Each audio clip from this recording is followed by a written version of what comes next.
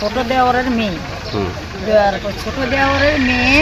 জামাই হ্যাঁ বাড়ি হয়েছে তোমার উদয়পুর খিলপাড়া হ্যাঁ এখানে আয়া এই যে অবহিত করতে আছে রাস্তা আমি একটু কইছিলাম এই যে রাস্তাটা একটু তার কাজ লোক চলছে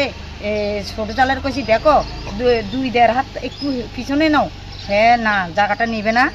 হ্যাঁ মেয়ে আসছে জামাই আসছে আসে বলে হবে না হবে না কি হবে কি করবি হ্যাঁ তোদের কথা কিচ্ছু হবে না রাস্তা নাই যা এই বলে আমাদেরকে জামাইয়ে উচ্ছৃঙ্খল ভাষা বলেছে আমরা কেউ কিচ্ছু বলছি না আজকেও জামাই আমাদেরকে ভারীর ঘাটে আসছে আসে হ্যাঁ হ্যাঁ কি করবো না কি করবো হে জানে আমরা জামাইয়ে এরপর দিয়ে আমার ছেলে রামকৃষ্ণ দাস তাকে এই হুমকি দিছে আর আমার ভাসুর ছেলে বাদল দাস তাকেও মেরে ফেলাবে তারা বাড়িতে কিভাবে থাকে দেখে দেবে এরপর দিয়ে আমাকে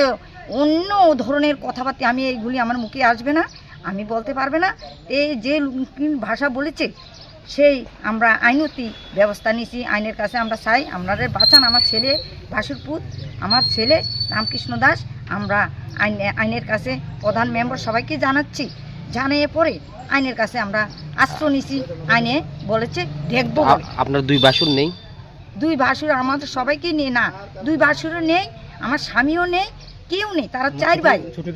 ছোট দেওরের মেয়ের জামাই এগুলি সুকান্ত দাস এগুলি উচ্চারণ করে তার জ্বালা আমাদের বাড়িতে আমরা তিন পরিবার একদিকে না হ্যাঁ আমরা 3 পরিবার একদিকে তার জ্বালা আমরা থাকতে পারি না তে রাস্তা অবরোধ করে লাইছে ওখানকার তার উত্তরের রাস্তা আমাদের স্বামী আসিল দেওর আসিল ওই রাস্তা ঠিক মতন দেওয়া আসিল ওইখানে তে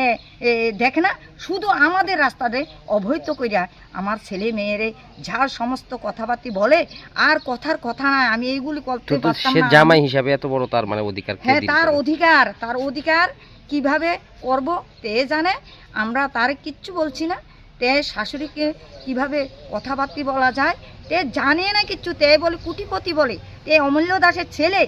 তের উদয়পুর খিলপাড়া বাড়ি এখানে তার জ্বালা আমাদের কোনো থাকার কোনো ইয়ে নাই আমাদের বাড়ি চিল মেরে দেবে আমাদের বাড়িকে উচ্ছন্ন করে দেবে আমার ছেলে মেয়েকে পানে মেরে দেবে এই জন্য আমি হুমকি দিয়েছে আমি এই জন্য থানার মধ্যে আশ্রয় নিছি থানার আশ্রয় চাই আমি থানার সাহায্য চাই আমাদের কাছে এই আবেদন আপনারা থানা বলেছে দেখবে থানা